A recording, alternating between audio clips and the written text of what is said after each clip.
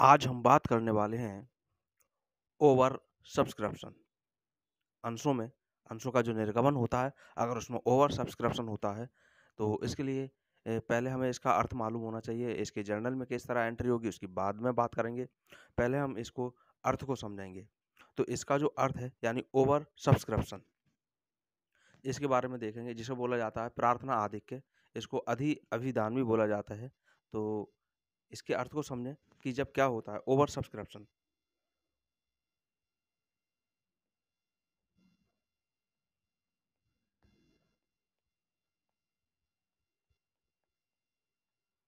Over subscription जिसको बोला जाता है प्रार्थना आधिक्य।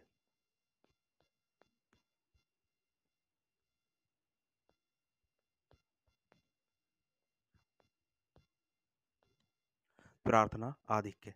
तो इसके बारे में पहले हम इसका अर्थ को समझ लें। पहले जब इसका अर्थ समझ में आ जाएगा तो इसकी जर्नल एंट्री भी हमारे बड़ी आसानी से समझ में आ जाएंगी। इसका सीधा साधा अर्थ है ये कि अगर कोई भी कंपनी अपने 5000 अंशों को बेचना चाहती है, निर्गमित करना चाहती है, ठीक है, उसने फिर विवरण प्रकाशित करा दिया, लेकिन जब आवेदन आए तो वो आवेदन 5000 की जगह पर 6000 अंशों के लिए आवेदन पत्र आ गए। यही अब इसमें कितना, यानी 1000 अंशों के लिए आवेदन अधिक आ गया है। तो जो ये 1000 अंशों के लिए आवेदन अधिक आ गया है, इसी को कहा जाता है ओवर सब्सक्रिप्शन। यहाँ बात समझ में आ गई होगी कि जितने अंश कंपनी इशू करना चाहती है, निर्गमित करना चाहती है, जब उससे अधिक अंशों के लिए आवेदन आ जाते हैं, तो जितने अंशों के लिए अधिक आवेदन आया है, उसी को ओवर सब्सक्रिप्शन कहा जाता है। अब ऐसी स्थिति में क्या होता है, कंपनी या तो आनुपातिक आवंटन कर देती है, अलॉटमेंट कर देती है, या फिर आंशिक रूप से आवंटन कर देती है। अब ये आनुपातिक और आंशिक रूप को यहाँ समझने वाले हैं। तो यहाँ ये इसको सबसे पहले यही चीज़ हमें समझ में आनी चाहिए कि ओवर सब्सक्रिप्शन आखिर होता क्या है। मैं समझता हूँ ये बड़ी ही सरल भाषा में आपको समझ में आ गया होगा। इसको अगर आप अपने पास नोट करना चाहते हैं तो आप अपने पास नोट भी कर सकते हैं, और नोट करने के लिए मैं अभी आपको यहाँ पर प्रिंटेड दिखाता हूँ।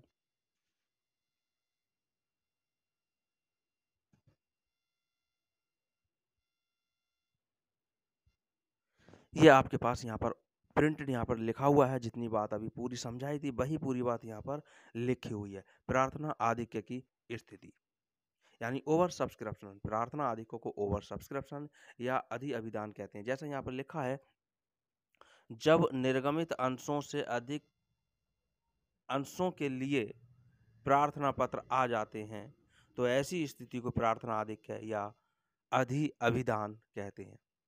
इस दशा में संचालक अनुपातिक आवंटन कर सकते हैं अथवा इच्छा अनुसार आवंटन कर सकते हैं। अब ये इच्छा अनुसार आवंटन क्या है? तो इच्छा अनुसार आवंटन करने पर कुछ आवेदकों को उनके द्वारा आवेदित सभी अंश दे दिए जाते हैं, यानी कुछ को जितने का आवेदन था उतने अंश दे दिए जाते हैं, और कुछ को एक भी अंश नहीं दिया जाता। और जब एक भी अंश नहीं दिया जाता है जिन अंशधारियों को, तो उनकी धनराशि, आवेदन पत्र की जो धनराशि है आवेदन की, वो एक खेद पत्र के साथ वापस कर दी जाती है।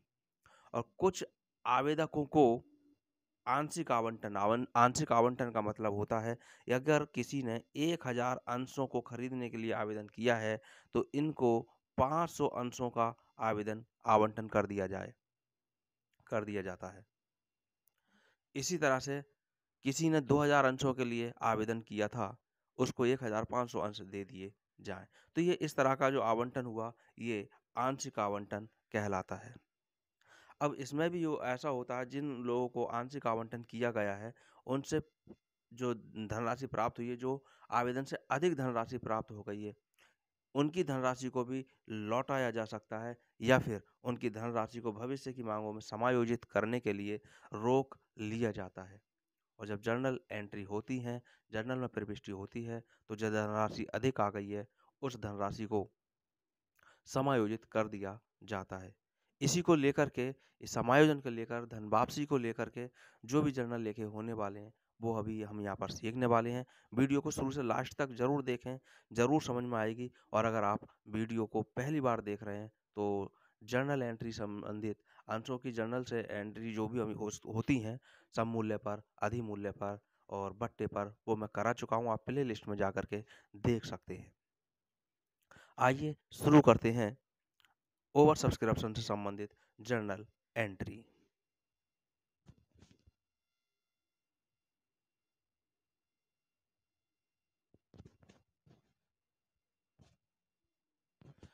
तो ओवर सब्सक्रिप्शन का अर्थ तो आप समझ ही चुके हैं।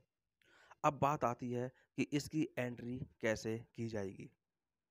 पहली एंट्री, सबसे पहली एंट्री जैसा आप यहाँ पर देख रहे हैं, प्रार्थना या आवेदन पत्र की जो राशि है, जो धनराशि प्राप्त हो रही है, वो जब धनराशि प्राप्त होगी तब लेखा क्या होगा। इसमें एंट्री में कोई परिवर्तन नहीं है। जो सम मूल्य पर एंट्री की जाती है वही उसी तरह से लेखा किया जाएगा कि bank account DR to share application account. लेकिन यहाँ जो धनराशि लिखी जाएगी, यहाँ वो धनराशि लिखी जाएगी जो धनराशि वास्तव में प्राप्त हुई है। जैसे किसी कंपनी ने 5,000 अंशों को बेचने की बात कही थी और इस पर 20 रुपए आवेदन पत्र की पर रखा था, मांग रखी थी, तो इस तरह से हमारे पास धनराशि कितनी बन जाती है वो हमें देखना है। लेकिन लिखना क्या है कि 5 की जगह पर 6,000 अंशों के लिए अगर आवेदन आ गए और धनराशि तो 20 रुपए ही है, तो यहाँ पर जो हमें धनराशि लिखनी है इस पहली एंट्री में, वो 6,000 की 20 से मल्टीप्लाई करके, गुणा करके जो धनराशि आएगी वो लिखी जाएगी। यानी यहाँ पर बात समझ में आ गई होगी। जो धनराशि लिखी जाएगी वो ये धनराशि लिखी जाएगी। एंट्री तो हमारे पास ये होगी ही होगी, bank account DR to share application account. यहाँ जो आवेदन किया गया था 5,000 के लिए किया गया था, लेकिन आवेदन जो आ गए वो 6,000 अंशों के आ गए, तो धनराशि जो हम लिखेंगे 6,000 की 20 से गुणा करके लिखी जाएगी। आगे चलते हैं। ये मैं समझता हूँ समझ में आ गई होगी। बहुत ही सरल भाषा में आपको यहाँ समझाया जा रहा है। और अगली एंट्री जब होगी उस एंट्री में हम इस आवेदन की धनराशि को पूंजीकृत करेंगे, पूंजी में ट्रांसफ़र करेंगे। जब पूंजी में ट्रांसफ़र करेंगे तो अब इसके लिए लेखा होगा, उस लेखे में भी हमारे पास कोई परिवर्तन नहीं होगा, बस होगा तो धनराशि में। यहाँ जो हम लेखा करेंगे, लेखा वही होगा जैसा आप यहाँ देख रहे हैं।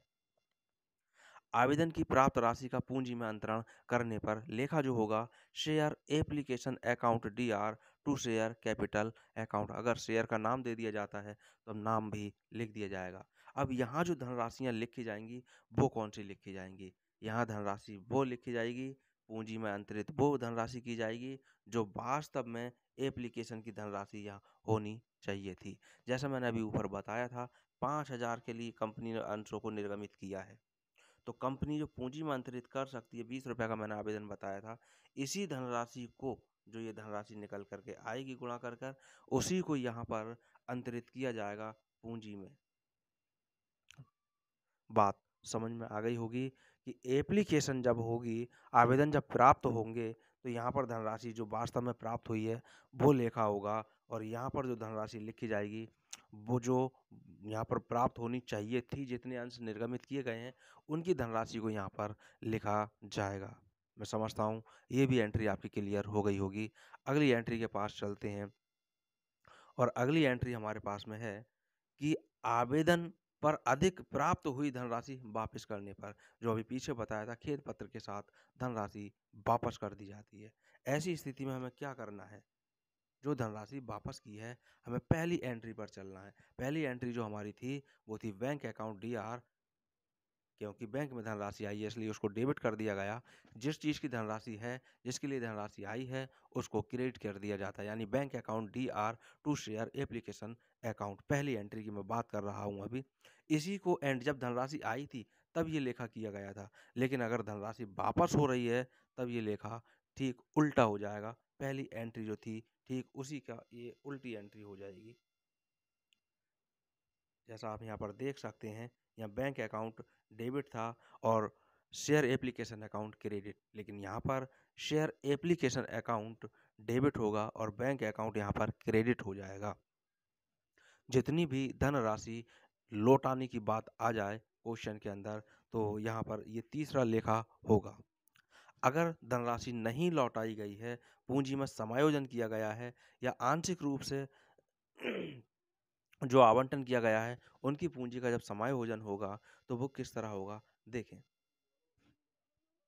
जब धनराशि का समायोजन किया जाएगा, तो वो धनराशि कौन-सी है जिसका हम समायोजन करेंगे, उसे डेबिट कर देंगे और वो धनराशि हमारे पास एप्लीकेशन की होगी। यानी शेयर एप्लीकेशन की धनराशि जितनी हमारे पास अधिक आ गई है, उसका हम एडजस्टमेंट करेंगे, समायोजन करेंगे। सबसे पहला समायोजन जो हम करेंगे, वो अलॉटमेंट में करेंगे। इसलिए अलॉटमेंट को हम क्रेडिट कर देंगे टू शेयर अलॉटमेंट अकाउंट। जितनी भी धनराशि है, वो यहाँ समायोजित हो गई।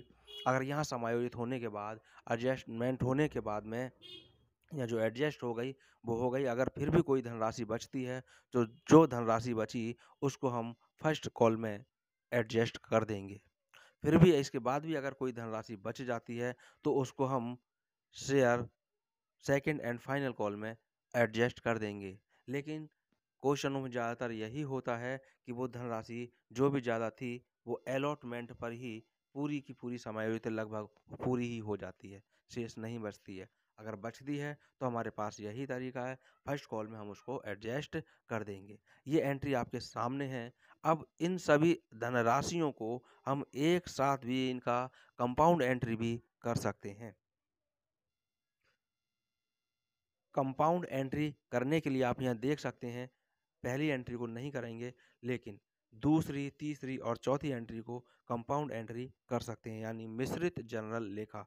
क्यों कर सकते हैं वो भी आप देखें कि यहाँ पर दूसरी एंट्री में शेयर एप्लीकेशन अकाउंट डेबिट है, तीसरी एंट्री में भी शेयर एप्लीकेशन अकाउंट डेबिट है और चौथी एंट्री में भी शेयर एप्लीकेशन अकाउंट डेबिट है।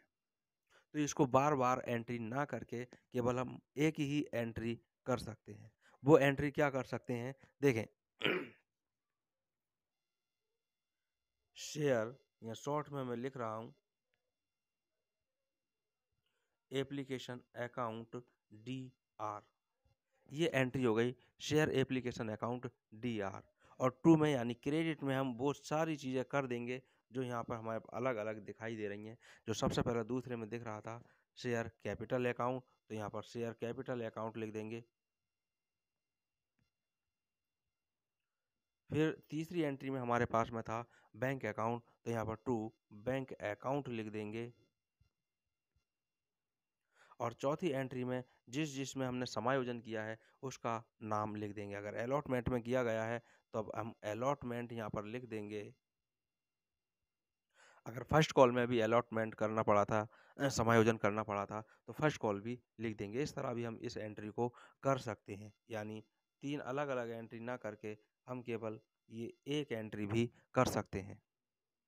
बाकी को आप इनको अपने पास में नोट कर लें और बाकी अगले वीडियो में जब क्वेश्चन को करेंगे तो काफ़ी अच्छे से और समझ में आ जाएगा। वैसे मैं समझता हूँ कि यहाँ पर बहुत अच्छे से आपको यहाँ समझ में आ गया होगा। इसको आप अपने पास नोट कर लें। वीडियो को पुश करके अपने पास में इसको नोट कर सकते हैं।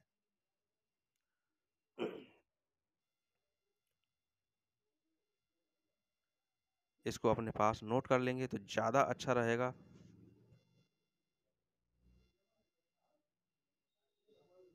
अब आप यहाँ देख सकते हैं, आपको पूरी एंट्री आपको यहाँ क्लियर दिखाई दे रही होंगी। इसको अपने पास नोट कर लें क्योंकि ये क्वेश्चन में काम आने वाली हैं। इनकी हमें आवश्यकता पड़ने वाली है।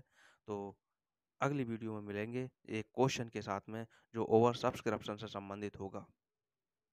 वीडियो को देखने के लिए बहुत-बहुत धन्यवाद।